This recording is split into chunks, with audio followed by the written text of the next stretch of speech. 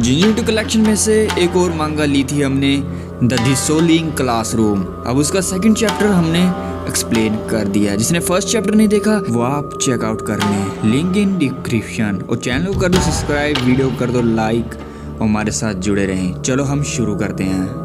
जो पहले चैप्टर में हमें जो लड़की दिखाई गई थी, इस बार वो लड़की नहीं है, इस बार वो दूसरी लड़की है। सेकंड पेज पे हम देखते हैं एक लड़की टेबल पे बैठी होती है और वो बोलती है उसकी एक दोस्त है जो 2 सालों के बाद मिलने आ रही है और वो उसे अपने बॉयफ्रेंड से मिलवाना चाहती है। और हमें पता चलता है इस लड़की का नाम होता है नाओ, जो हमारी मेन कैरेक्टर है। और उसकी फ्रेंड होती है जिसका नाम होता है माइको, जो कि दिखने में बहुत ज्यादा वियर्ड होती है, जो बिल्कुल अच्छी नहीं दिखती। नाओ उसे देखकर पहचान भी नहीं पाती। वो पूछती है कि तुम कौन हो, और तभी वो बोलती है मैं हूँ म्यूको, तुम मुझे कैसे नहीं पहचान पाई, मुझे भूल गई। वो देख के थोड़ा हैरान हो जाती है। उसके दांत दिख रहे होते हैं जो कोई ज़ोंबी टाइप होते हैं और वो देखने में बहुत ज्यादा बदसूरत दिख रही होती है। नाओ अपने माइंड में सोचती कि ऐसे कैसे हो गई, अपने टाइम में तो बहुत ज्यादा खूबसूरत होती थी और ये इतनी ज्यादा चेंज कैसे हो सकती है बहुत ही कम समय में। उसके बाद वहाँ यूमा की एंट्री होती है और वो बोलती है ये मेरा बॉयफ्रेंड है यूमा। नाओ भरोसा ही नहीं कर पाती कि तुम सच में माइको हो। ये सुनकर माइको बहुत ज्यादा गुस्से में आ जाती है और वो चिढ़ जाती है। अगर तुमको परेशानी क्या है, तुम अपनी एक दोस्त को नहीं पहचान पा रही। नाओ को बोलती है कि तुम थोड़ा डिफरेंट दिख रही हो, इसलिए मेरी क्या गलती है। उसके बाद धीरे धीरे नाओ को भी थोड़ा नोटिस करने लगती है उसका जो तिल है नोज के पास वो सही जगह पर, और उसकी वॉइस भी सेम लग रही है, ये माइको ही है। को यूमा से पूछती है क्या मैं बदल चुकी हूँ। उसके बाद यूमा बोलता है मैं तो तुम्हारी सुंदरता को पूजता हूँ, इतनी ज्यादा सुंदर हो कि कोई जवाब नहीं, मैं बोल क्या सकता हूँ, तुम बिल्कुल भी नहीं बदली हो। माइको कहते हैं क्या तुम सही बोल रही हो ना, मैं तुम्हें भरोसा तो कर सकती हूँ ना। वो बोलता है हाँ क्यों नहीं। दूसरी तरफ नाव को अपने मन में सोच रही होती है तो ये माइको ही, शायद इसको कुछ हो गया होगा इसलिए इसका थोड़ा चेहरा अलग दिख रहा है। माइको बताती है कि यूमा हमारी क्लास में पिछले साल आया था, हम दोनों पहली नजर में एक दूसरे से प्यार करने लगे थे और यूमा मेरी रोज तारीफ करता है। उसके बाद यूमा फिर से उसकी तारीफ के पुल बांधने लगता है, बोलता है कि तुम बहुत ज्यादा प्यारी हो और सुंदर हो। कहने का मतलब होता है कि तुम ऐसी मॉडल हो जो सबको फेल कर देती हो। माइको बताती है कि थोड़ा सा अजीब मुझे भी लगता है, जब मैं पुरानी फोटो देखती हूँ और अब की फोटो देखती हूँ तो मुझे भी थोड़ा डिफरेंट लगता है, पर यूमा मेरी रोज तारीफ करता है तो मैं इतना नहीं सोचती। उसके बाद वो बाथरूम चली जाती है। उसके बाद नाव को यूमा से पूछने लग जाती है पहले तो वो बहुत सुंदर होती थी, अब थोड़ी चेंज हो गई, तुमको नहीं लगता क्या।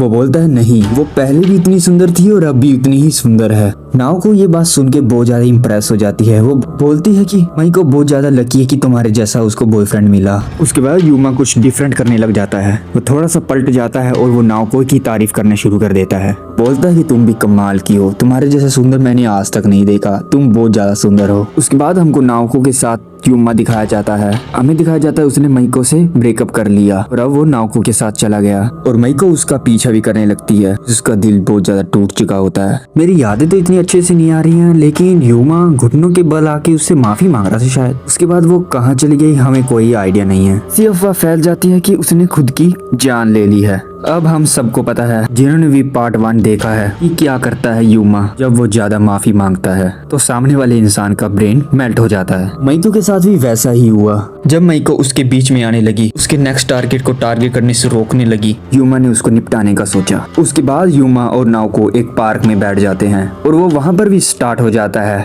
वो उसके तारीफों के एक फूल बांधने लगता है कि तुम कितनी सुंदर हो, कितनी ब्यूटीफुल हो। जब भी वो कहीं पर भी जाते हैं वो वहाँ पर भी उसका तारीफ करता है। जैसे कि एक बार वो समुद्र के करीब गए तो वो वहाँ पर भी बोलता है कि तुम्हारी आंखें झील सी हैं, तुम कितनी सुंदर हो, तुम्हारी स्किन बहुत ज्यादा ग्लो अप है, बहुत ज्यादा सुंदर हो। उसके बाद नाव को घर जाके थोड़ा नोटिस करती है और मिरर में देखती है तो उसकी आंखों के नीचे थोड़े डार्क सर्कल से आ चुके होते हैं। नाव को बोलती है कि तुम हमेशा मेरी चीजों की तारीफ करते हो, स्किन की, मेरी आंखों की, मेरे शरीर की, अब मुझे थोड़ा फर्क लग रहा है अपनी चीजों में। यूमा देख के बोलता है क्या, नहीं तुम तो वैसे ही हो अभी भी। उसके बाद जो मैंने देखा नाव का चेहरा थोड़ा थोड़ा बिगड़ना शुरू हो चुका था। पहले वो कितनी ज्यादा ब्यूटीफुल थी। यूमा उसकी बहुत ज्यादा तारीफ फिर से कर देता है। नाओ फिर से ज्यादा खुश हो जाती है और सोचती है कि नहीं मैं कुछ ज्यादा ही सोच रही हूँ, लगता है मेरी कोई गलतफहमी है, छोड़ो, तो सच में बहुत ज्यादा खूबसूरत हूँ। उसके बाद नाओ अपने घर चली जाती है और वो अपनी फैमिली के साथ बैठ के डिनर करती है और उसके मॉम डैड बोलते हैं कि शायद तुमको डॉक्टर के पास जाना चाहिए, तुमको क्या हुआ है। नाओ को बोलते हैं मुझे क्यों जाना चाहिए, ऐसा तो मेरे साथ कुछ हुआ ही नहीं।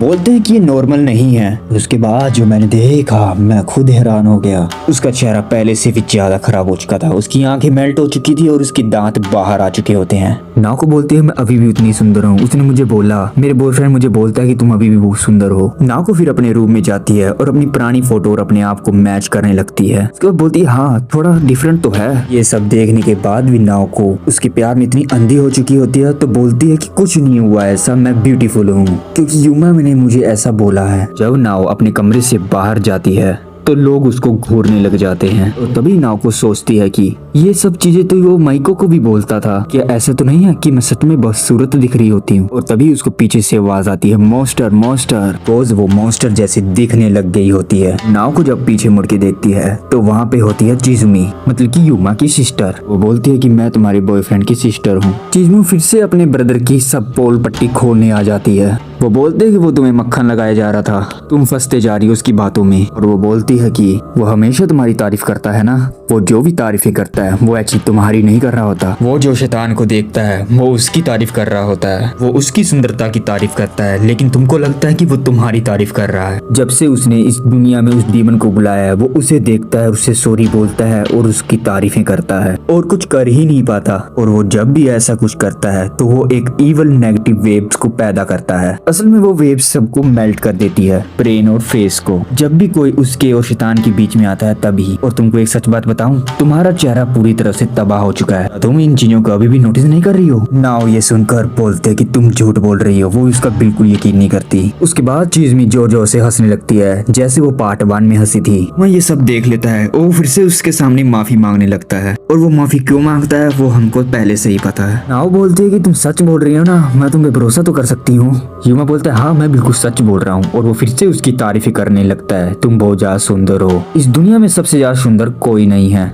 और तभी उसके बाद जो मैंने देखा, उसका चेहरा पूरी तरह से मेल्ट हो चुका होता है, पहले से भी ज्यादा वो गंदा हो चुका होता है। मुझे तो ये देख के ही पहले से ही उल्टी आने लगी थी। और उसके बाद हमको दिखाया जाता है एक डेविल जो नाओको के पीछे है।